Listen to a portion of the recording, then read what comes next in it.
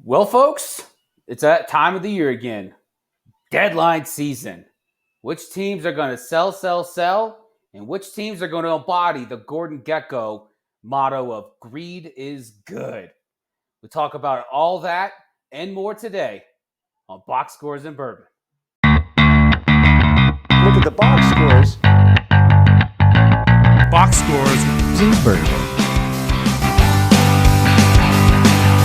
We check each other's box scores and scores online. Baseball, box scores. So football, baseball, basketball, soccer, hockey. Box scores and bourbon. As I mentioned at the top, the trade deadline for Major League Baseball is coming next Wednesday. And what does that mean? Well, it can mean a variable of things. It could mean your team is just blows again. It sucks. And you have high expectations, the same expectations really about what came into this season, knowing that you're going to get here and you're going to sell. You're going to sell your best players. You're going to do all this or that. And then you have the teams who you knew going in were going to be well and good and suited and pumped up to be able to buy at the deadline because your expectation was your team is going to go all the way this year because your GM and your ownership made you feel good inside. They didn't quite lie to you. And then there's the teams in the middle, the teams that came into this season, the teams where you were promised great and beautiful things. Oh, rainbows and roses and ice cream with sprinkles, just to come to find out that your team is not going to be buying at the deadline. Yet, how are you going to sell? Because your team was not built to sell at the deadline. It was built to compete this year and the years after. I'm, of course, talking about teams like the Chicago Cubs. And now this next part is not just necessarily aimed at teams like the Cubs, who were built to be buyers, built to be contenders, and now have reached this deadline period and now have no idea, okay, well, where we go from here? We're obviously not making the playoffs, at least how things stand now. This message is for every team, whether you're the Rockies and A's and God forsake White Sox, or whether you're the Orioles or the Phillies or the extremely confused Yankees. No matter where you are on the spectrum of where your sports team is, here's my message for the GMs out there. The deadline is not binary. It's not either sell or either buy. The deadline is sell and or buy. You can do both. Like my beloved Cubs. I'm looking at my Cubbies here, and I'm looking at the way the roster's constructed. And yeah, I went into this season thinking, you know what, this is the year we're going to go out and buy some people, and then we're going to contend. It's going to be great. And by the time May hit, it was, nope, not happening. Probably around the middle of May is when I realized this. But it does not mean that we go into the trade deadline only looking at trying to sell what we have in order to build for next year. Why not sell what you have for this year? And then also, like, hey, there's also players on these teams that are trading. Like if I'm the Cubs, if I'm Jed Hoyer, I'm looking at 2025 and beyond. Why am I not trying to trade Jameson Taillon to the Orioles? And then also, I don't know, maybe trade some prospects for Vladito. Maybe go get him the man first base. And then maybe in the process, I trade Nico Horner, and then move Morel to second base, push Bush to first base or third base, have Vladito at first base, and I'm set up for the next season as well. And I have a leg up on trying to re-sign Vlad Jr. This is what I'm talking about. It's not just going in there and selling what you have in order to build for the future. I mean, if you're the A's or the White Sox, I mean, what the hell else are you going to do? You got nothing but to look toward next year. It's not like you could do anything this year. But if I'm the Orioles, if I'm the Phillies, if I'm, the godforsaken Dodgers, I'm going out there. I'm not just looking at this year, but I'm making trades for this season and then also beyond. I'm looking at the team as it's constructed and saying, hey, I could sell this piece right now. And now I can also go out and go buy this guy and bring this guy in. They'll help us this year and help us next year. My point, folks, is that these GMs need to stop treating the MLB trade deadline as some binary math problem. You don't have to sell. You don't have to just buy. You can do both, and you should. Because Lord knows the fans pay way too much out of their wallets and out of their emotional instability to follow your godforsaken team and your empty promises. All right, Manny. What are you drinking? JB, today I am bringing back. I think I've had this before. It was buried in my Backyard? freezer of chilled bottles. So I'm drinking a Duncan Taylor blended Scotch whiskey, a 12-year-old blended Scotch whiskey. Let me see the label. I don't remember what was that. Let me see the label. I don't remember you drinking that on the show. I don't either. But at the same time, who else buys whiskey in this household? So I must have bought it. But either way, Yeah. that's what I'm drinking today. I don't remember the taste of it, so we are going to do a first sip trial. While you do that, what are you drinking? I am drinking my good old Glenlivet 12-year Founders Reserve. I love it. It's Okay. delicious. It's beautiful. And it's wonderful to look at. Yeah. Why Interesting. don't you take another sip as we First cheers taste in? review. There we go. Cheers, JB. Clink, clink.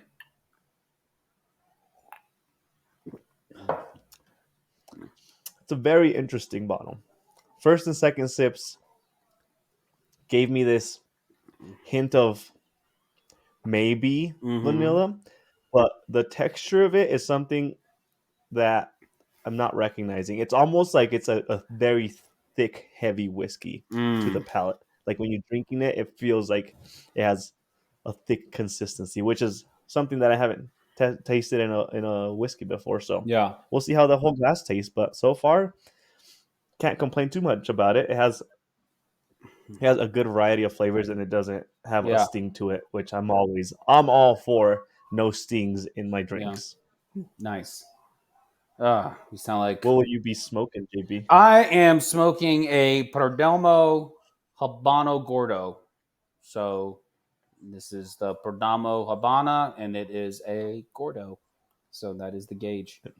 And it is... For those of you that don't partake in the bilingualism, Gordo means fatty. That's right. So big old fatty. I got a Chicago lyric in my mouth. Yeah. There you go. Well, let's jump right in, JB. Let's do because yeah, we just talked about the deadline. Last time, yeah.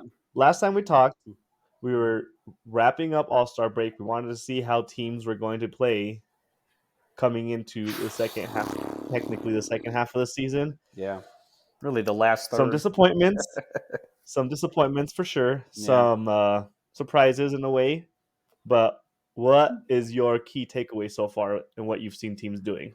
I see a lot of... So I know they have the third wild card in each of the leagues now, and I was supposed to incentivize teams to want to go out there and buy at the deadline. I'm not seeing it so much this year. So you go to the National League and you have the Braves, who are absolutely going to win the first wild card, and then you have teams like the Cardinals who are doing better than expected. You have the Mets, who we'll get to in a little bit here, who they keep shaking that grimace, baby, and they have been on a roll ever since he threw out the first pitch.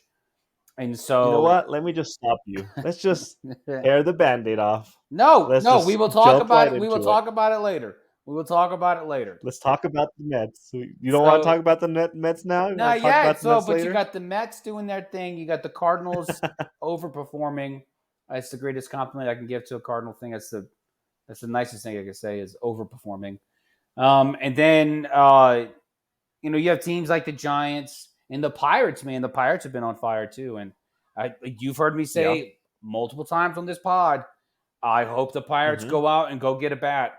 Go get a middle-of-the-order bat and transform that lineup and let the pitchers pitch Let them feast. And so Yeah. when you have that, but then you have now you in the Padres, man, it don't look like they're going to Padre much this year. Look like they actually might pull through and do something. Well, So, you just wait. I mean, There's tons of I'll, time I'll left. wait. I'll wait. I mean, no one Mets quite like the Mets do, but the Padres do pretty well too. So but you look at the Giants. The Giants have already kind of put it out there that they're going to sell. They got Matt Chapman Good. You linked. know what? Screw the Giants. I haven't had this like distasteful approach with the Giants because of their maneuverings with the like free Maneuverings? agents and Yeah. yeah, like what they tried doing with free agents. It just for some reason it's like they're out to steal every player that the Yankees have and or want. This Mm-hmm. started a couple years ago whenever Aaron Judge was signing his massive contract. For some reason, the Giants were trying to sign him and they were offering Yeah. boatloads of money. And I'm like, what the hell are you I guys know doing? the audacity of a major league team and a billionaire franchise No, owner but offering no. tons of money to a player. I know You're it missing my point. sickens me. My point It is my sickens me. point being that they're like, why the Yankees players? And then I'm blanking on his name, the pitcher that I was obsessed with signing, Blake and now Snell. I'm Blake Snell. Thank you. Yeah. He, he was supposedly like he had an offer waiting from the Yankees, and then the Giants come in and do their freaking thing. So all major names, it's like they're just playing baby brother to the Yankees, and like, oh, I'll do that too. And you know what? Playing I'm gonna try baby it harder brother. Oh my goodness. to the Yankees. So I have some beef with the Giants for no major reason. Here's my biggest takeaway, Mhm. and it's not even a surprise, but since we came back from the All-Star break, as of yesterday, I don't know if they played a game today. The Dodgers are 6-0. Mm-hmm. They haven't lost, and they are Mm-hmm. demolishing every team that they play again. So And that series it's against the Red Sox was very, very convincing. They were losing the yes, first two games in the eighth inning, and then they win. And they win in the eighth inning on a Freddie Granny and on Friday, and then they win in extras on Saturday, and then they just tear up the place on Sunday. So yeah, it's yeah. But back to my point, I'm move on. just saying, like, you got these teams, you got I mean, of course, we knew the Dodgers were going to do it, but you look at the Well, Diamondbacks yeah, behind, but to that level is yeah, surprising. 6-0 is yeah. kind of But you look at, you looked at the Dodgers, but behind them, I talked about the Padres, but the Diamondbacks are now over 500. The Diamondbacks have been starting to play some yeah, decent baseball. And so you have teams like the Giants, the Reds, and the Cubs saying, you know what, we're just gonna aim for next year. We're just gonna sell. We're gonna sell, we're gonna make moves aimed at, for 2025 and beyond. And I'm like, great, this sounds like 2023 and 2022 and 2021. It's been 1990, 91, 92, 93. Like, 1909, tell me 1910, when to stop, JB. 1911. Like Stop me when I get there. this is the it's been uh 8 years since the Cubs have actually 7 years since the Cubs have played a meaningful playoff series. A meaningful one. Right. In 2017 was the last time they were NLCS against the Dodgers. That was the last Yeah. time. The last time. And it's And that was just like residual magic from their 16 run. yeah. So but so now it's interesting because you have enough teams that can fight for the third spot, but like especially in the National League, you have teams who are going to just we're at the most 5 games out of that last spot. It's not improbable, but when you have to jump 6 other teams to get there, yeah, I mean a lot's got to fall your way in order for that to happen. Yeah. And so True. And so it's interesting. I think the most interesting thing is the Reds going to sell because I wasn't expecting that. I think they're the only ones that without a playoff spot right now that have a positive run differential. So it's interesting that they're the ones choosing to do it. But I think also, I mean, we went into the season. I didn't think the Reds were going to do much anyway. So Making me look dumb though. I thought they were going to do a thing or two. that's not hard. But but no, it's just, and so you look at that and so now I'm going into this deadline. I'm really curious about what's going to happen. I'm very curious to see who gets moved. And speaking of the Reds, You say Yankees are looking at Jonathan India, not just to play Yeah. not just to play second base, but also to lead off.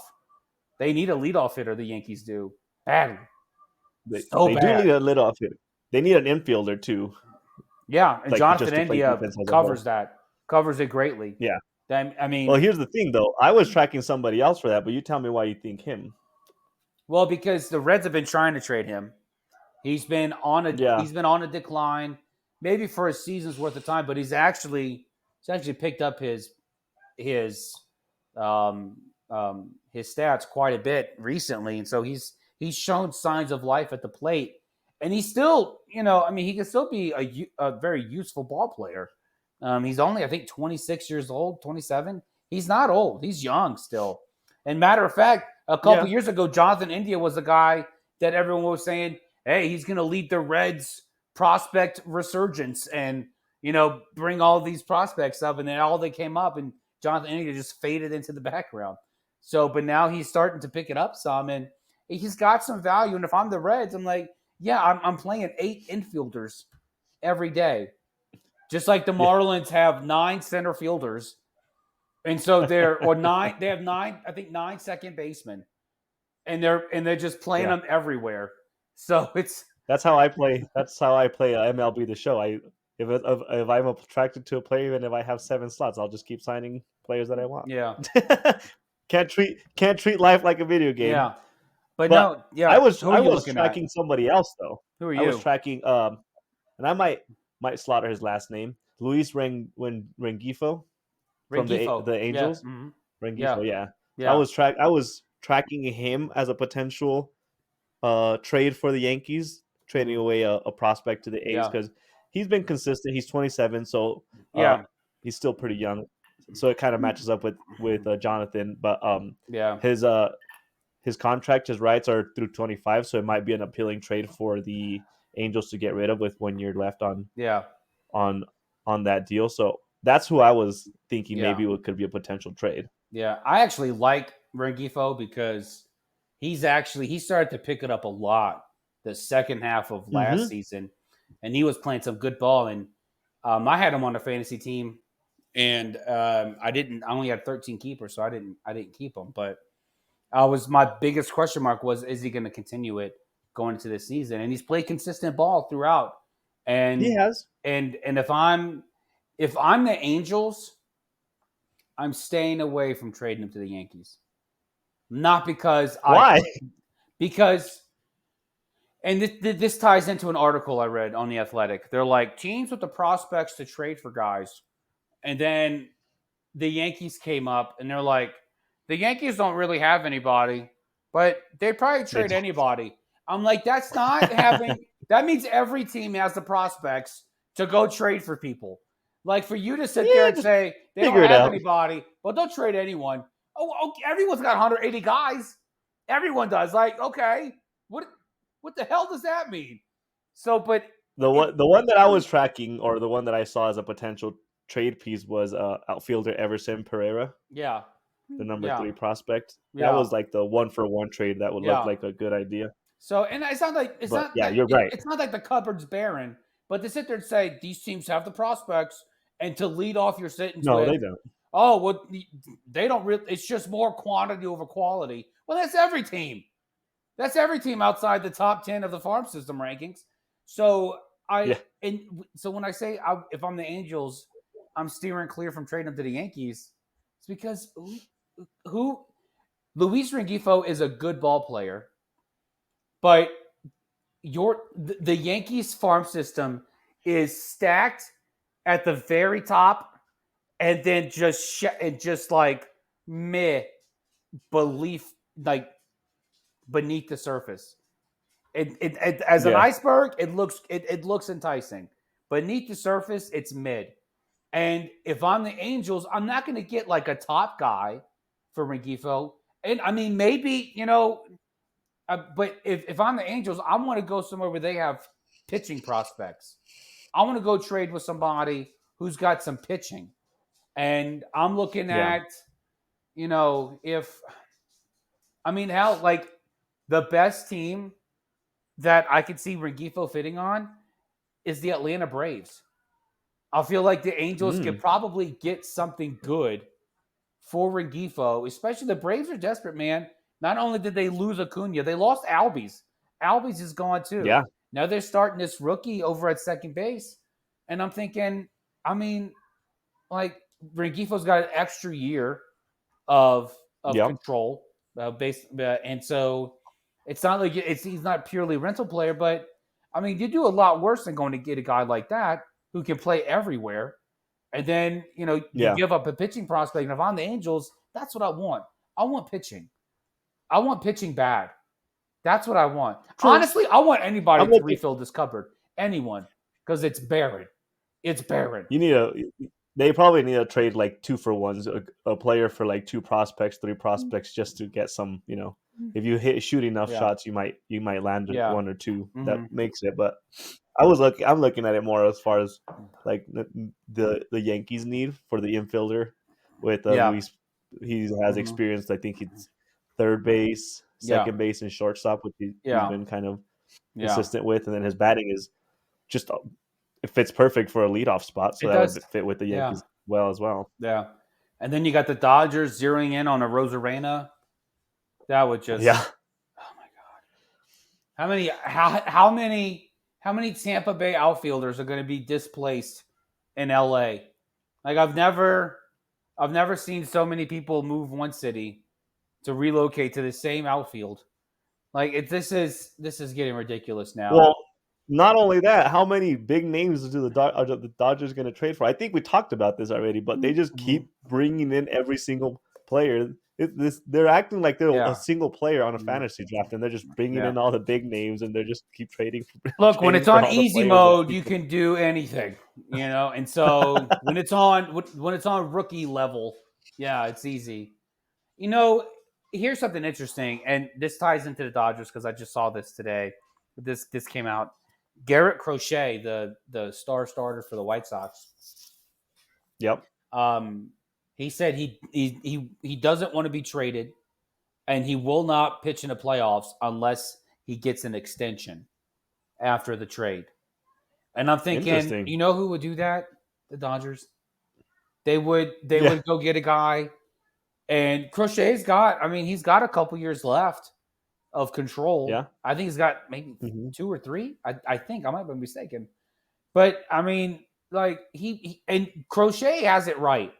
He said, "Yeah, I've already crushed my innings limit for a season, but the best way for me to adapt to a starting pitcher's workload is to keep pitching like a starting pitcher." And I love that answer. I love it. And because that's exactly how it should be.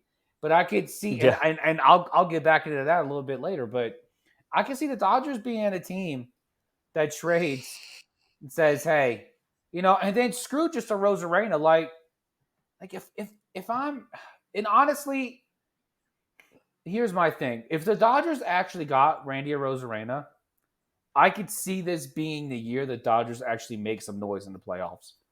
Whoa. Yeah. Da-da-da, da-da-da. And JB is jumping on the last wheel. Nope. Nope.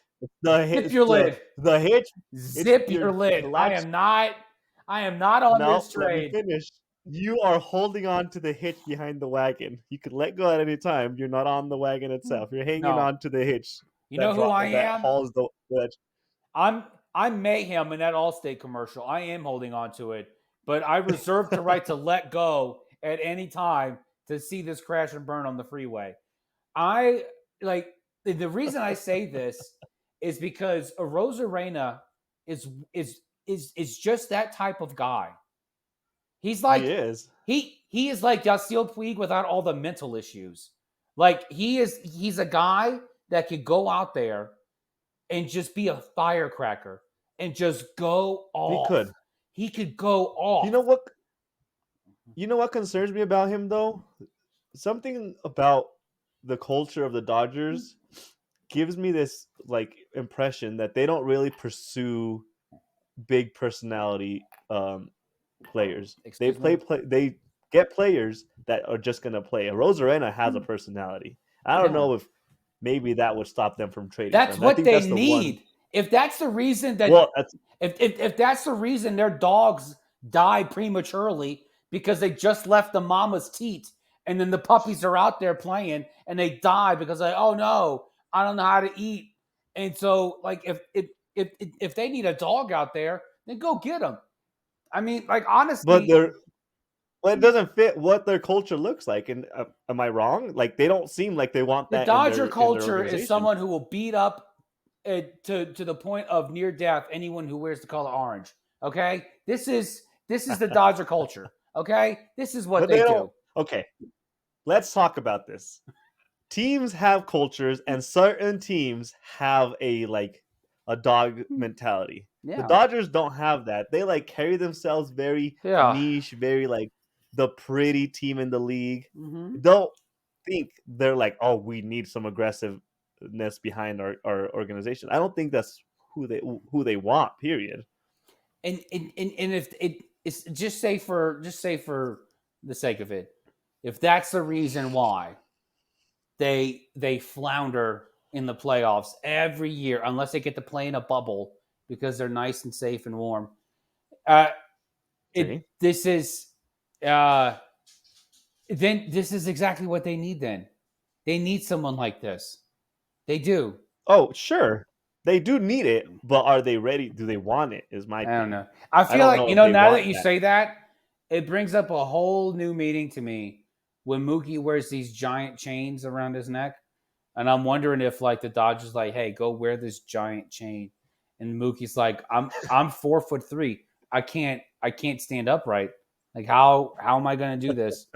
And so I this is I like honestly, if the Dodgers got a Rosarena and then they went and got a pitcher, like I can't. It's really hard for me to see the Dodgers not making some noise, like legit Well, noise in yeah. the playoffs, because this dude he loves to ball, he loves to go Hmm. off.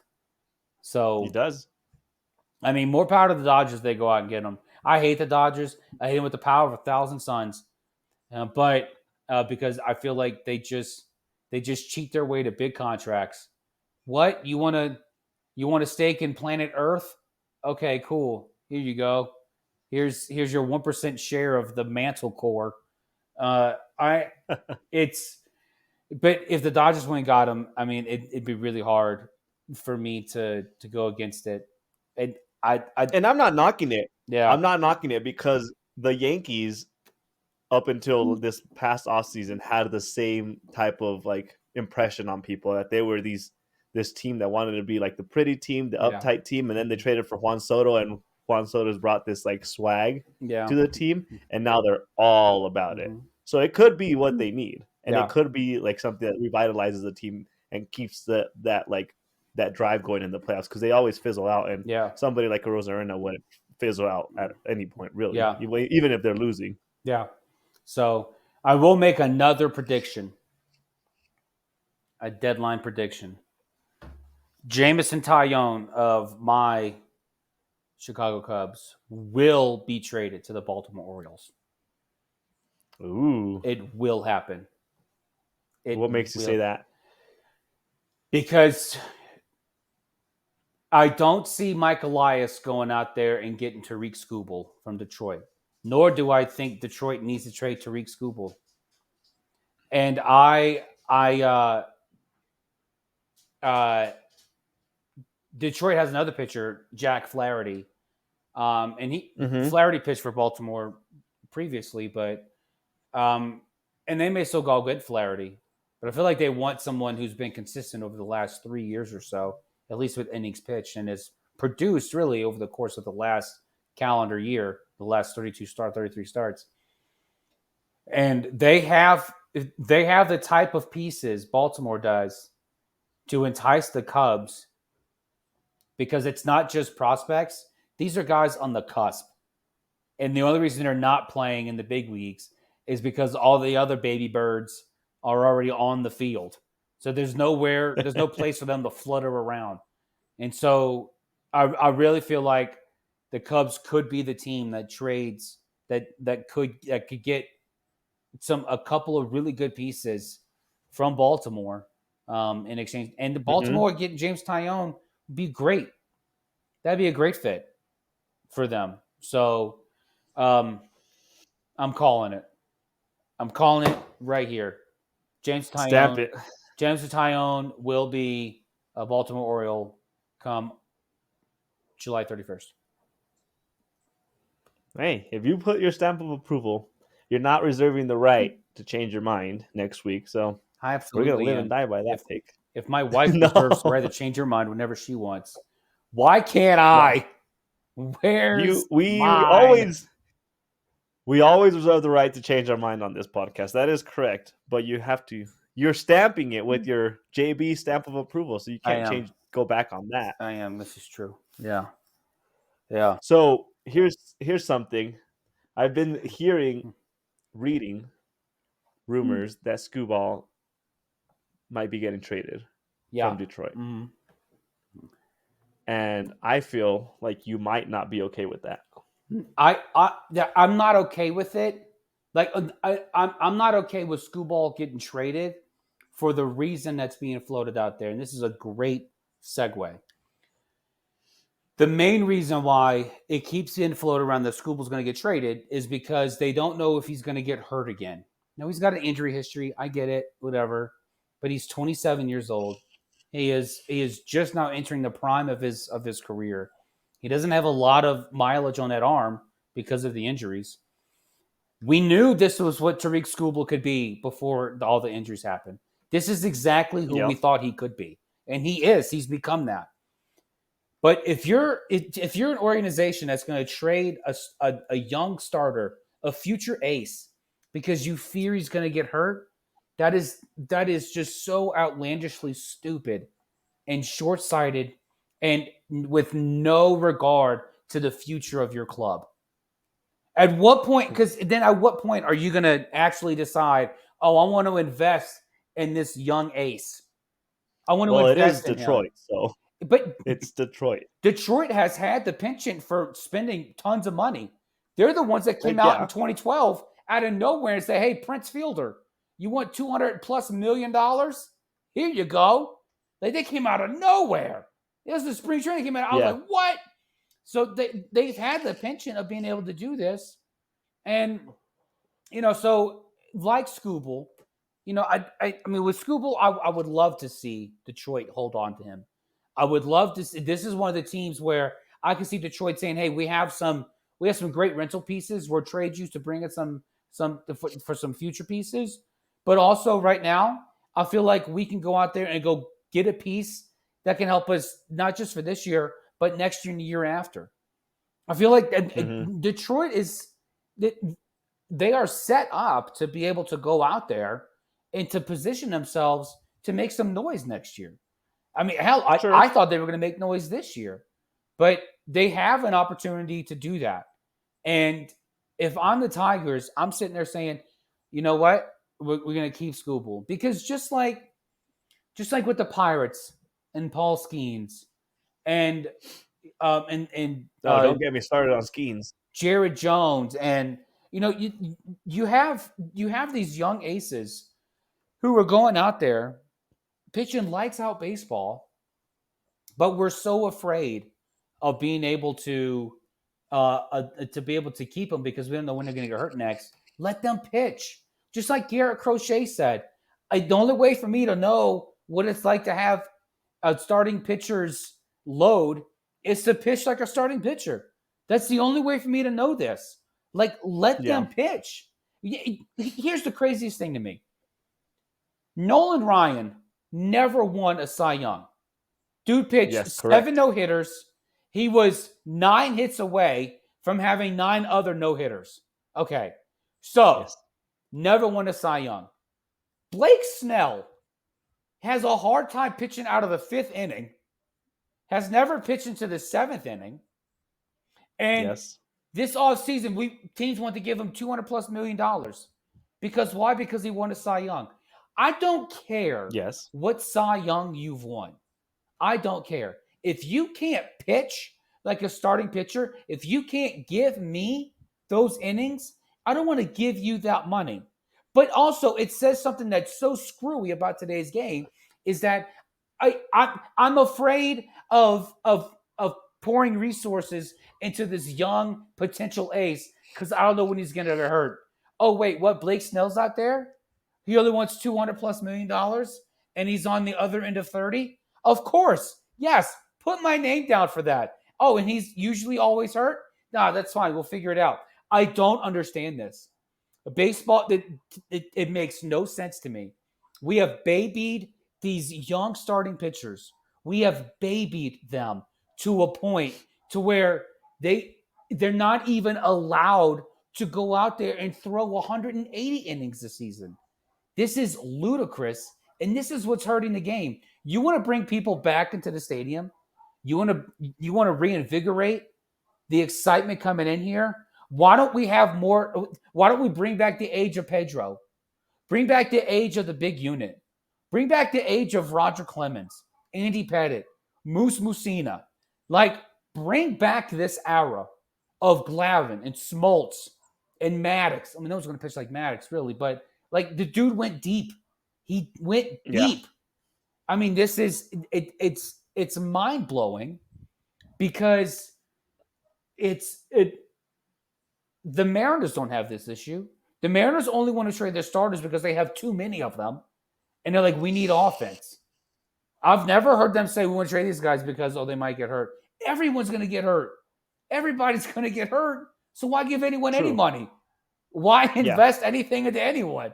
It's the dumbest reasoning that I could see. And this all goes back to Detroit. This is why if you're going to trade Skubal, it's because you can get a whole ton for him that can help you this year and immediately next year. But do not trade him. Well, because you feel like you might get hurt. Here's the rumor that I read. How do you feel about the rumor that he might be going to the Orioles? I read that rumor. I read it. Yeah. And I'll say this. If Detroit can swing, let me pull it up because I was just reading it. I was literally just reading this. I was reading it right before we jumped on too. Who was it? Where is it? No, it's up here.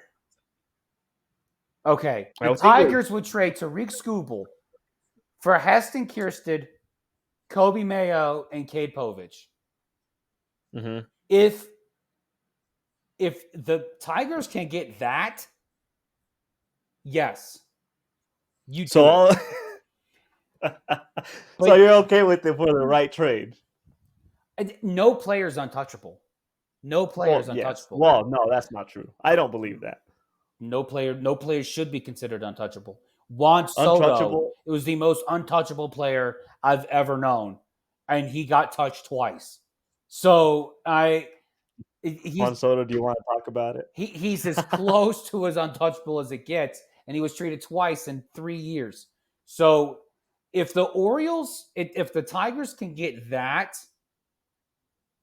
for Tariq Skubal, I would have to say, okay, well, maybe. And it's only because I know the Orioles can develop dudes. We see them. They're already on the field. It's the only reason these dudes don't have regular playing time. It's like I said, they have nowhere to flap their little wings and nowhere to flap them. So if they can go out and get this, I would strongly consider it. Well, bring it back to what you said about bringing back the old days of tradition, and especially when it comes to pitchers. When you allow pitchers to push past the limits that you have arbitrarily set for pitch count and inning counts, you get things like perfect games and no hitters. Yep, just like today. Yep. And that was what I was going to bring up. You get situations like today. JB, who has a no-hitter? Dylan Cease of the San Diego Padres. You know what's funny? Yes, sir. The Padres didn't have a no-hitter for 50 years. Now they've had two in the last 3. This is the second. They've had two in the last no-hitter. 3. Their first one was 2021. They've had 2 in the last 3 years. They had 0 in their first 50. So that's crazy. And need I mind you, the 2 guys who threw those no-hitters, this goes back to my injury concerns. Joe Musgrove, injury history. Dylan Cease, injury history. So it's not. It's like if you give these guys the reign to go out there and do what Yeah. they know to do, watch them do some stuff. Just Yeah. watch them. Man, it's awesome. It does make me. It makes me want to step back a little bit of the argument that I was making last time when it came to Skeens and the pitching getting pulled as he was pitching a no hitter or right before the All-Star break. Yep. But yeah, I mean, they're not. They're awesome. They're awesome to see. Mm-hmm. And with how do you pronounce his name? Case. Because it's like Caues. Cease. He had what's awesome about his no hitter was that he previously was one pitch away from throwing a no hitter, and I'm blanking on what team he was on, but he was with the White Sox. It was against the Twins, yes. And his now teammate Luis Arias is the one that broke it up in the 9th inning. My door's about to slam. You know what? It's not. You know what pisses me off whenever I can't. Maybe I'm too nice of a guy. I'm a pretty nice guy, JB. Yeah, sometimes you're too nice. What's up? If I was the hitter, 2 strikes in, top of the 9th, and my team is losing, and the guy is about to throw a no hitter, I'm sorry you can doubt my competitive nature, but I'm like, I am not swinging at that. I'm gonna let the guy have his moment if that's the case. No, you're a competitor. Oh my goodness! I know. That's why I'm saying. That's what I'm saying. This is why you never made it above Powder Puffs, because you don't. Do you remember that? Do you remember the score of that White Sox game where he was pitching a no hitter? Wasn't it like a rout? It wasn't close. Yeah, I don't it was remember like 9-0 or something. It wasn't close at all. Yeah. So that's my point. In that situation, it's not like the guy didn't know. He knew it was a no hitter. No. It is hard for me to be like, no. and I'm going to tell you why I disagree with you. I'm sure you do. I remember the day Michael Strahan set the all-time, single season sack record. It was against the Packers.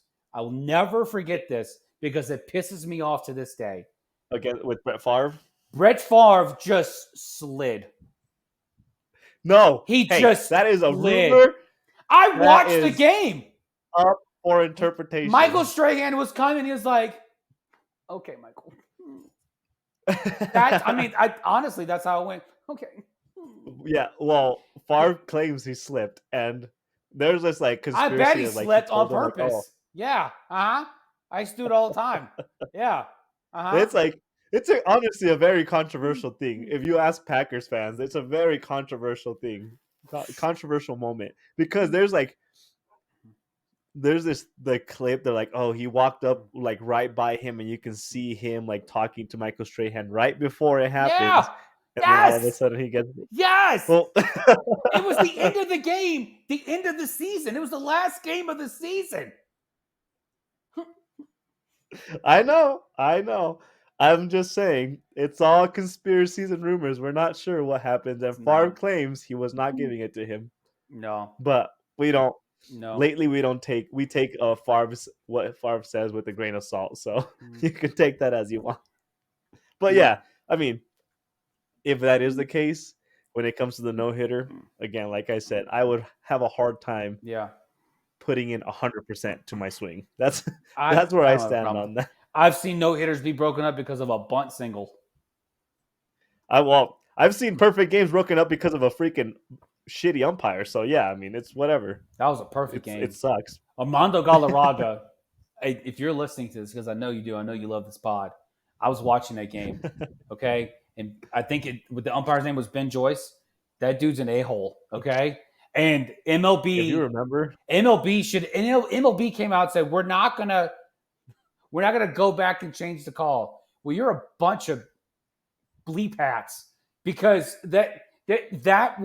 he was out by a mile, mile, right? And my goodness, I'm like flabbergasted. I remember Mickey just looking like he was all. He's like, yeah. Oh yeah, you can see his heart He was drop. You so can see it. disappointed. I don't know if you've I'm sure you've seen this, but the umpire came up to him because it was like a back-to-back game. Mhm. He was out there the second day, the same umpire, and he came up to him and apologized for the missed call Yeah, and you kind want to of like apologize? Call admitted his MLB right fault. now. Call MLB. Which is crazy to me. The umpire would probably vouch for it. The pitcher, like the first baseman, the pitcher, they all Yeah. saw it. MLB is Yeah. like, well, it's kind of shitty, but we're not going to change it. Worst moment in baseball history by far. The opposite of crap is Bobby Witt Jr. since the All-Star break. That He is dude the opposite of is crap. absolute fire right now. Yes. Fire. Mm-hmm. The last 7 games, he's hitting 667. And no, this isn't some Twins utility player who's just coming off the No. bench and having a great couple of days or a few at-bats. No, he's had 28 at-bats. He has 17 hits. Yeah. He's absolutely insane right now. Insane. And to top it off, Yep. he almost won the home run derby. So, like, He this, did. I mean, I feel like, you know, He came 2 feet away from I feel tying. partially Yeah, responsible I for know. this. So, yeah. Well, for any new listeners, let me take you back to about 4 months ago when JB sat here and claimed that Witt Jr. was going to be the MVP of the league. Actually, no, So- I didn't. I didn't. I thought you did. I would Am I love. remembering I it would wrong? love to take flowers for that. I said Royce I- Lewis was going to be the MVP, and then he got hurt on the second or third day of the season. So then, what am I remembering? I know you like. Was it like you were stuck between two guys? Because I I was remember stuck you between bringing him two. up when it came. I was stuck between two, and I said And the you chose the Royals worst were going to of the go two. far because of Bobby Witt Jr. Yes, Yeah, and the That is Royals as a correct. team have not done well in the last 30 But he days. has. But he has done. He's Yeah. like, you know what? Screw it. I'm going. I'm getting Yeah. mine. I'm doing this. Just like Speaking Daddy. of him, It's like Daddy speaking taught of me. him, we need to give at least a little bit of a analysis on the home run derby because it was pretty bad. It was pretty awesome. It was. Do you not agree? I love the new format. I think they should still do the best out of the two best out of the 4 in the second round. I don't like this. I like only go head to head in the last round. Only go head to head in the last round. That's it. Bracket style. Like the way they did the first round was fantastic. I don't need some millennial. I don't need the beginning. We talked about this before. Like I don't need some young Zoomer millennial alpha A Gen whatever calling out baseball players that he's undoubtedly never heard of before to come stand on this stupid star. And I don't need 20 minutes of this. I don't need it. Right. I don't. But Agreed. the That format part I agree itself, with. the format itself was outstanding. They just need to make that one little tweak. The one tweak, no brackets in the second round either. Just top 4. That's it. That's all I want. It was good. It was a good. I really enjoyed watching the fact it. that it fit, the fact that it ended the way it did, I think Witt Jr. came within like what 2 or 3 feet from tying It the hit game the top. in the It hit the middle top of the wall. yeah. He was so close to tying it, and then oh man, it would have been awesome. Yeah. Yep. Yeah. So it was a perfect ending, but Yeah. I just wanted to take a moment to highlight that because it was quite the ordeal. That Yeah. It was enjoyable, and kudos for the MLB for being quickly adaptable. Yeah. When it comes to like what brings attention and brings Mhm. fans, because Yeah. this is not the format that they had last year for It's the not. home run derby, and No. and they changed it, and they're going to continue Yeah. to change it to make it Yeah. more appealing. So Yeah. kudos to them. I want to see pictures home run derby, and that's what I want to see. I want to Yeah, see I think we've that old commercial with Glavin and Maddox. Chicks dig the long ball, and so like I want to see that. Kershaw wins the home run derby with a total of 4 home runs. You know who could have hit a bunch of home runs back in the day, and there's gonna be some listeners who know this name, Mike Hampton. Mike Hampton could put the screws on a ball, man. I mean, this dude He'd look like a little miniature Tim McGraw. Okay, and he would put the screws on the ball. I think this dude hit like 9 homers one year. This is when pitchers could hit. Like I would love to see Mike Hampton come back and which is knock one out. Not bad. I want to see Bartolo Colon come out there and take some cuts. That's what I want to see. Hell yeah. I want to see the home run derby be adding pitchers. I think we talked about this. Home run derby adding actual life pitchers. I want position players to pitch to the pitchers. That's what I want. I want that. All right. Well, let's. JB, let me stop you because we need to tear the Band-Aid off. I have been beating around the bush. Yep. But tear it off. My heart is broken right now.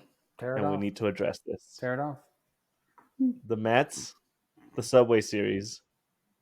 The New York team won, and it was not the Yankees because the Yankees got swept by the Mets. Yep. Yes, they did. And How many games was in this series, Manny? How many games were in this series? How many? How many? 4? 4 games. That's right. It was a 4-game sweep, not 3. It's 4. No, I know. It's a 4-game sweep. Okay. You're just asking me to like rub salt on the wound. I got nothing else to cheer for except that whatever the Cubs can get back for this sorry excuse of a team. That's all. Yeah. I sat here as the All-Star break happened, and I was like, you know what? The Yankees need the break.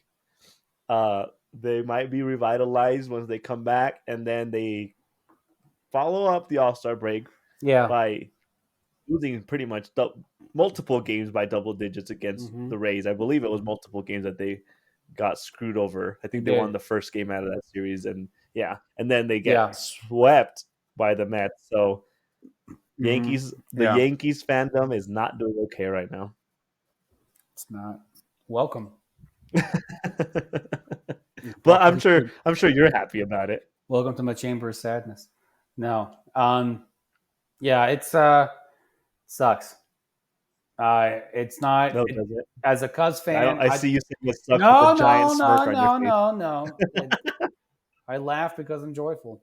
No, that's how I handle I'm telling you, it sucks. It sucks to know that you lost 4 games straight to the Mets. That's got to be awful. You got swept by a team that's going to just crumble the last 2 weeks of the season. Yeah. So the Mets might easily not win another series for the rest of the year, but they swept the Yankees. The Mets are going to Met so hard, and it's going to be delightful. I can't wait. Yeah. And then the Yankees will have to live with that callous for the rest of their lives. Yeah. So let's migrate over to the NFL. Let's do this. That works for me. I love the NFL.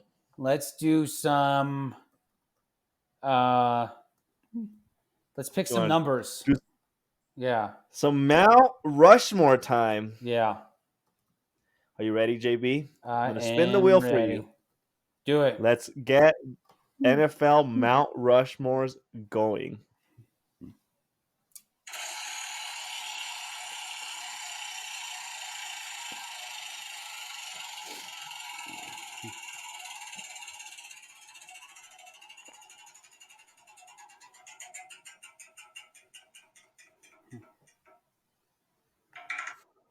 JB, yes. Give me your number. My number is the number 7. Drum roll, please. The number 7 gets you second favorite team of all time, the Kansas City Chiefs. Ooh, nice. Wow, lovely. I love the Chiefs. I can't get enough of them. And I know your background, so I know that there's some sincerity behind that. Oh, I can't believe I have to say his name out loud. Oh, good night. Ugh. Oh. I know he's only 13 and a half. Patrick Mahomes' brother. Timothy Mahomes. But this dude is responsible for arguably the best era of Chiefs football. That's Patrick Mahomes. He's got to be on that list. It has to be He's got to already. be. It sucks. I hate to say it. Already. Um, Do we though? You can't appreciate greatness in front of your face. I'm waiting for him to flame out. Anyway, so number 2, I'm gonna put Derek Thomas. Derek Thomas was. Okay. Um, many young listeners may not even know who this guy is, but the older ones, especially my age, I grew up watching Derek Thomas play. And I remember how great he was. He tragically lost his life at a really Yep. young age, but he was one of the most formidable, dominant linebackers and pass rushers in football during his time. He was quite literally, one of the main reasons you watch Chief football, because it was bad back then. It was so bad. And then there's a whole list of other guys I could pick. So I could go with guys like Bobby Bell and Willie Lanier. They were really old school defensive guys during the 60s and 70s. I think they were both on the team with Lynn Dawson that win the first Super Bowl. I can even go with Jamal Charles, maybe even Priest Holmes. But I'm gonna go with You throwing Jamal Charles in your considerations kind of flatters me because you love hating on running backs. I don't love hating on running backs. I love hating on your choices for Mount Rushmore. That's what I love hating on. But I'm gonna pick two people that I'm not exactly sure. One of them might be more familiar to others than the other one. Travis Kelce. No, I'm not picking that D bag. I'm gonna pick. I'm gonna go with Tony Gonzalez, who was a tight end. Arguably the freaking second greatest tight end, probably behind Ozzie Newsome. But this Tony Gonzalez revolutionized how tight ends were used. I mean, every tight end that you see today in today football, it's because of Tony Gonzalez. This dude was an absolute beast of a man. And then I'm going to go with my favorite player on the Chiefs outside of Derek Thomas. I'm going to go with an offensive lineman, Will Shields. I loved watching this dude play. This dude was so consistent. This dude, I mean, I don't know if he ever missed a game, but the way he played, I don't know if you remember this guy, a running back by the name of Priest Holmes, but he used to block for Priest Holmes back in the day. So I'm going to go with Mahomes, Derek Thomas, Tony Gonzalez, and Will Shields. That's who I'm going with. Yeah. No major complaints besides you struggling to put Mahomes on there. He's won the franchise 75%. I didn't struggle. I did it, didn't I? Okay. You did. Well, you weren't happy about it. No. I need you to be happy about things. I'm not ever going to be ever forever. Okay. Go. Let's spin the wheel for you. Fine. Let's spin the wheel for me.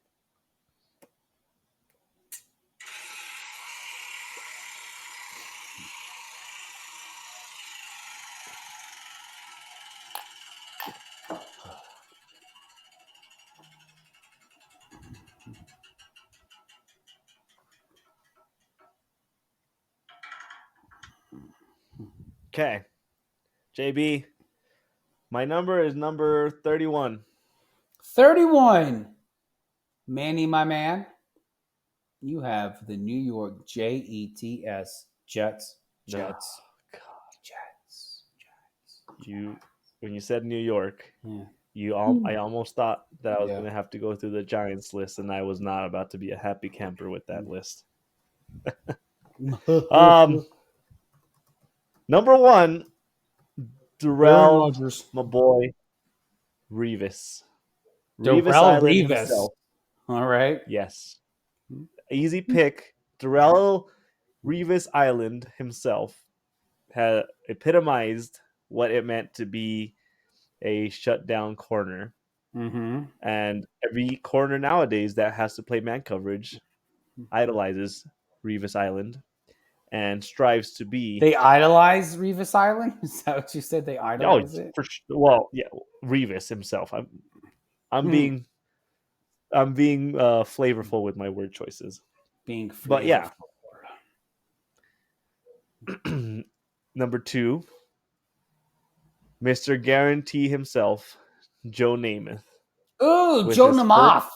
I love Namath. with his guaranteed Super Bowl win, where the score I believe was 10-13. But hey, a win is a win. He is probably the most recognizable quarterback nowadays, even though Aaron Rodgers, yes, Aaron Rodgers is still there. Yes. Um, Yep. number 3, Sure. uh, what? I said sure. Yeah, Aaron Rodgers is still there. Yeah, in spirit, and we know how he feels about his spirit. Uh-huh. My next 2 are older. Don Maynard Okay. and running back Curtis Martin are my Okay. 2 additional selections. Okay. Um, Why do you like Don Maynard so much? No? Why do you like him? why? He was a solid wide receiver. No, I'm kidding with you. I'm kidding with you. I'm Okay. joking. I don't have to sell him for you. Okay. I was like, I'm joking with you. Okay. Okay. So no complaints on my list besides the honorable mention that is Aaron Rodgers, right? Yeah. He's not really an honorable Four mention, though, is he? 4 snaps into his career, he's already in the Into his Jets Ring of career. Honor. He's Into his Jets 57 career. years old. Good Lord. Into his Jets career, and he's already in the Jets Ring of Honor because they just obsessed with the man.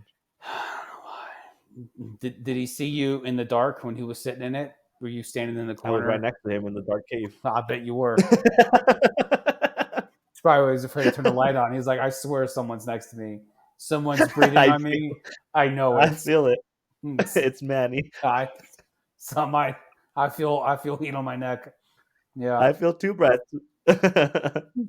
All right. Complaints, arguments, Jimmy? You don't want to complain about my pick? Honestly, I don't. You can make I thought the maybe you'd have something against Darrell Revis being on there.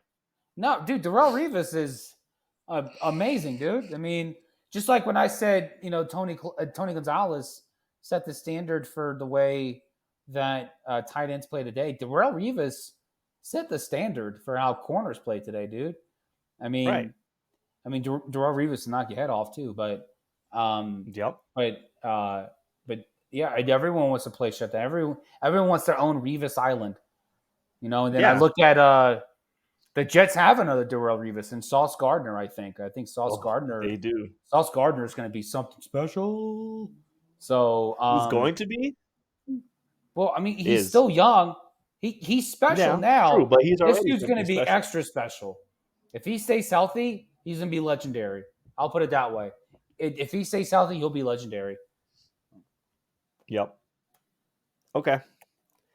I'm happy to hear that you don't have major complaints. Let's jump into the Chiefs' schedule as they prepare for their 3-peat 18-0 season. Or Yes. 17-0. Yes. Ready, JB? Week I'm 1, ready. they will be hosting their AFC Championship rivals, the Baltimore Ravens. L. Next. For the Chiefs? You didn't even think about it. Okay. Week 2, they host the Bengals. W. Next. Okay. Week 3, they go to Atlanta. W. Next. Week 4, they go to the Chargers. L. And I only say that because I feel like Jim Harbaugh, his teams are always so physical. And the Chiefs have no one who can block for Mahomes. I feel like the Bolts are just gonna they're gonna win the physicality war. So I'm going to say L there. Interesting. Week 5, this will hurt you. They will be hosting the Saints. W next. I know the next one's a bye. Bye week. Bye Week week. 7, they Yeah. go to the 49ers. Super Uh, Bowl rematch. W because Kyle Shanahan. Next. That's right. They go to Las Vegas, play the Raiders. L. Next. Okay. Week 9, they host the Tampa Bay Buccaneers. W. Okay. Week 10, they host the Broncos. There's not a more confused team in the league. W. For reals. Week 11, they visit the Bills. I'm gonna give that an L because I feel like they're looking ahead at the next week to play Carolina, and I'll give Carolina the loss on that one. So Chiefs win the Panther game, but they lose the Buffalo game. Okay.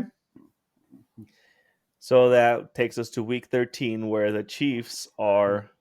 Where are they at right now? They're hosting Vegas. 6. Yeah. Yeah, they are hosting Vegas. Oh, they're 7-4 right now. Yeah. Okay, yeah, that's what I have. So week 13, host Vegas. We'll split it. I'll give them a W. Okay. Wait, you gave Vegas the I gave the Chiefs a loss W. I gave the Raiders to win in LA or in Vegas. Okay. Yeah, they're gonna split that series. Week 14, they host the Chargers. W. Week 15, they visit the Browns. W. Week 16, they host the Texans. The eventual Super Bowl champions, they will beat the Chiefs. So L. Okay. Did you hear what I just Week said? 17. Did you hear what I just said? Oh, I heard. Yes, I heard. Okay. I'm thinking that you're referring to the Chiefs, the eventual Super Bowl champion Chiefs. Yeah. No, I think We- I think Houston and Kansas City, they're gonna meet again in the AFC Championship game. That would be quite the game. Yeah. Week 17, they visit the Steelers. W. And then week 18, they visit the Broncos. L because no. Okay, so 1, 2, 3, 4, 5, 6. They're going 11-6. Interesting. That's kind of lower than what I would expect you to think the Chiefs are going to do. And the only reason I say this is because the league is starting to catch on to if you can get, and I feel like I saw this a lot in the offseason. A lot of the teams, especially in the AFC, they're loading up on dominant ends so they can drive in and keep the quarterbacks contained. If these teams can learn to keep Mahomes contained, it's not going to be an easy ride like it has been. It's not. So 11-6, I feel like is pretty fair. Okay. Well, I think that's the same record they had this past year. So they won the Super Bowl as 11-6. So it's not unheard of. Moving on to my team. All right. Ready to analyze the Jets. Yes. So, let's do at San Francisco. Loss for the Jets. L. Okay. At Tennessee. A win for the Jets. A win. Next. Host New England. A win for the Jets. Host Denver. Win for the Jets. Look at the Jets being 3-1 right now. Yeah, well, look who they played. They host Minnesota. A win for the Jets. They host Buffalo. I'll give the Jets the L on that one. And I did not misspeak. They have 4 straight home games. So That's yeah. At Pittsburgh. Win for the Jets. At New England. New England might figure out a thing or two. The Jets will split with them. L Okay. for the Jets. They host Houston. L for the Jets. They go to Arizona. Win for the Jets. 6-4. They host Indy. Win for the Jets. Okay. They practice by themselves. They Loss They- for the Jets. they host Seattle. Oh man, am I giving the Jets too much credit? Yep. I feel like they could win that game. All right. Win for the Jets. At Miami. Okay, Miami will win. You're just saying that just because. At Jacksonville. Ugh. Oh man, that's a hard one for me to pick. I don't believe in either team too much. I'll give Jacksonville the win. Okay. Host the Rams. Rams win. At Buffalo. They'll beat Buffalo. Okay. They close out hosting Miami. I think Miami's going to be a little bit better. I think Miami will sweep them. Okay. So you're saying Tua will not be the quarterback. All right. Okay. So 1, Yeah, 2, puts them 3, at 4, 9 5, and 6, 7. They are 10-7. 10-7. Mm-hmm. I might have given them a win more than what I think they're going to do, honestly. Yeah. I can imagine them doing 9, so 9.5 their win differential. Okay. That's fine. Yeah, that's not bad. All right, JB, moving on to my favorite segment. I know you love it too. I love It is time for everyone's fix of 6. Mm-hmm. Kick it off, JB. My number 3 fix of 6 is what on God's green earth is happening with the UN's men's basketball team. What is going on here? We sat here and talked about 2 weeks ago if the 92 Dream Team played the best of today, what would the score be? And you argued with me saying, I did.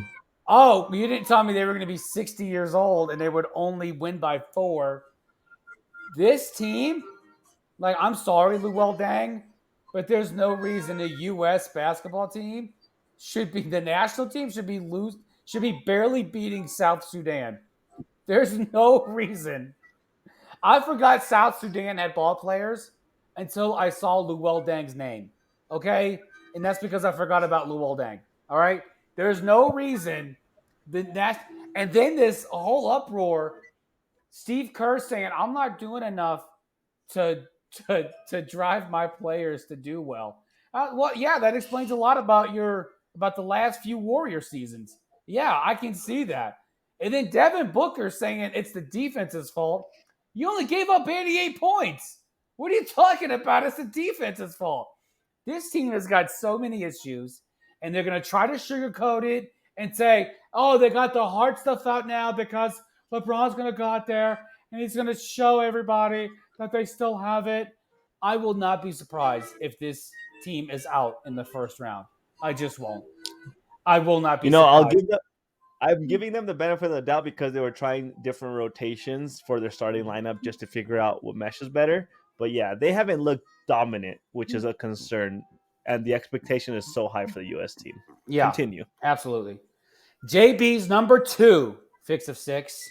Tom Thibodeau finally and deservedly got his extension. It is for 3 years. It goes through the end of the 28 season. This man has done more for the Knicks since Red Holtzman. And so if Tom Thibodeau plays out the rest of his contract just for 6 years, He will be the longest tenured Knicks head coach since the 60s and 70s when Holtzman was the head coach. That's ridiculous. When you think about the landscape of the NBA and the all-time great, most mythical teams, the New York Knicks are there. But to sit there and to actually look at the instability of this franchise throughout the entirety of their existence is appalling. But good job, Tibbs. You deserve it. Go into the playoffs 3 out of the 4 years, twice 2 years in a row, 2 years in a row winning a playoff series for the first time in Lord knows how long. The most well-deserved extension in the NBA by far. And the Knicks will be a better team next year because Julius Randle is going to come back healthy. This will be a better team. True. JP's number one fix of 6. The debate in the SEC as to who is going to be UT is finally solved. I know a lot of you lost sleep over this. Probably not. But the SEC has deemed that Tennessee is the UT and Texas is Tex. And I got to tell you, I like it, one, because it just makes sense. And two, why the hell should Tennessee have to give up who they have been the whole time just because the hot girl next door moved in? No, Yes. that's not how this works. So No. good job, SEC. Slowly but surely, you're getting things right. You're starting to make some sense. I'm a proud fan of the SEC, but that's JB's fix of 6. Manny, what you got? Manny's portion of fix of 6. Number 3, LeBron James was selected as the flag bearer for the opening ceremony for the Olympics to walk in the USA team. I think tonight or tomorrow. Tomorrow. I lose track of how the days work when it comes to crossing Yeah. the ocean. But he is the first male basketball player to be selected to be the flag bearer for the USA. And here's the thing about this: when they announced it, they were recording him just to catch expressions in the moment. He didn't look very impressed. I was very dissuaded with the fact, disillusion, whatever you want to call it. He was just like almost like he was entitled to it and he expected it, which I was not happy about. But whatever. LeBron James, carry the flag properly, go win a gold for the U.S. How about that? How about you do that? This and then dude we can talk about it. This dude will carry the flag properly only so he looks good on camera. But I've never known of an athlete who hates America more than LeBron James. Okay, this dude hates America. This is why he's like, I guess I'll hold it. It'll make me look good on Insta. So this will look good for my brand. But this dude hates America, and it's a shame that they gave this America hating individual the opportunity to hoist a flag. I wouldn't go as far as saying he's America hating, but he just acts very entitled, and I was hoping more excitement from him compared to Coco, the number 2 female tennis player in the world. She just about cried. She just about cried when they told her she was going to be the female flag bearer. So that's what I expected out of it. Yeah, LeBron James. That's how you should treat it. That's how I'm getting tired of your shit, LeBron. I'm getting tired of your shit. No, don't hate America. Manny's number 2, continuing the trend of the Olympics, the USA team has a 16-year-old competing for the track and field team in this year's Olympics. He is the youngest track and field competitor to ever compete in the Olympics. He doesn't take the record for the youngest USA Olympian participant across the board. Yeah. But this guy was like 16. I don't know what we're doing with our athletes nowadays, but if it makes us more competitive, I'm proud of you, man. Hey, and I didn't take down his name, but he's gonna kill it. He was rocking a Deadpool. A Deadpool shirt and in his qualifiers, and it just goes to show how young at heart he is. He's just gonna enjoy the moment, and I couldn't be happier for the fact that we have a young generation representing us. Look, hey, and say what you will, the Chinese are putting their youth in front of math books and pianos, we're putting ours on creatine. Okay, this is what we're doing. And number one on Manny's fix of 6. Why are we obsessing over Joe Burrow's effing hairstyle every single offseason? Because it looks awesome. He has dyed his hair, he's chopped off his golden locks, and it is breaking social media right now. Steve Martin's And his hero. somehow that is what we care about nowadays in the sports world. We care about what a quarterback does in his teens when it comes to their hair. Tell you what, JB, I was 25 once, and I got highlights in my That was hair, last year. and I very quickly got rid of them. Well, I didn't break the news cycle. I did not break the news cycle, and here we are. I'm not speaking in hyperbole right now. Every sports media platform posted something about Joe Burrow changing his hair once again during the offseason, and it is driving me nuts. As if we care about what the hell goes on in Joe Burrow's head. You know who we care about? We care about Justin Herbert's hair. That's it. We all want the golden locks flowing as he's scrambling for his life. That's all. The only hairstyle that we want in scrambling our for life. his life. Ah! Yeah, much like the afro of Mahomes scrambling for his life. Yeah. And that is your weekly fix of 6.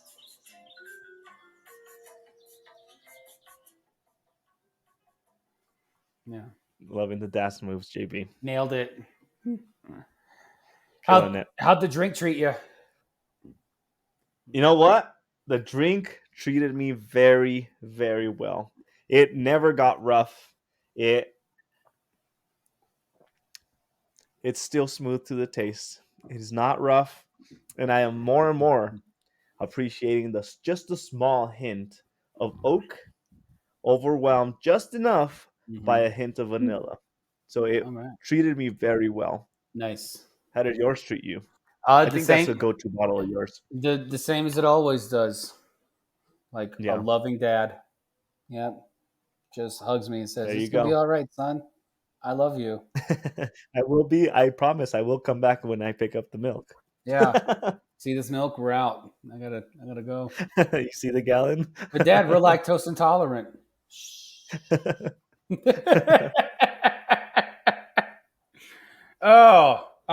Folks, for fantasy football, we now have only 5 slots left. So go ahead and join. I'm going to be doing more content, try to get you guys to come on board and join us for the inaugural BSB Fantasy Football League. How fun would this be? We can make this a thing, and then we can have carryover. Yes. It'd be a great time.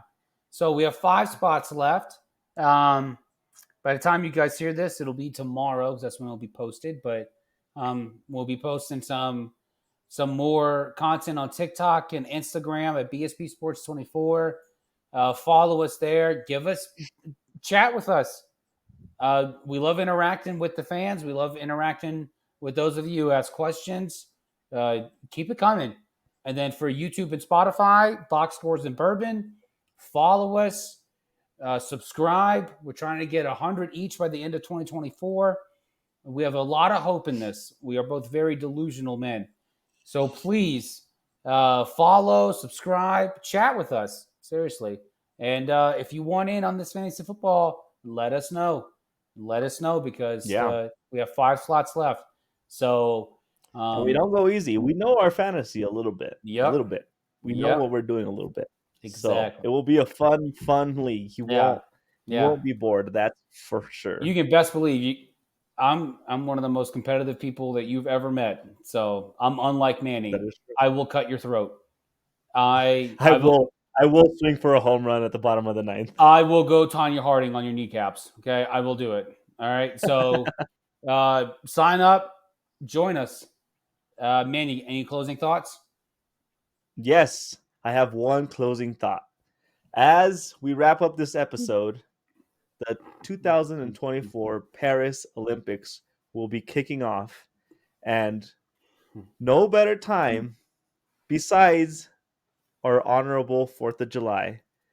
No better time for a country to come together than to cheer for the best athletes in the world. Yes, I said it. The USA athletes in the Olympics are the best athletes in the world. We will be sitting here cheering all of them on. I don't care if you're fencing. I don't know the rules for fencing, but if you win a gold for the US, you better believe that I will be proud about it. So go USA. We will be cheering for you, and we can't wait to dominate the world sports once again. That is And that is correct. all I have for you. Go America. And That's right. stay thirsty, folks. Till next time, cheers.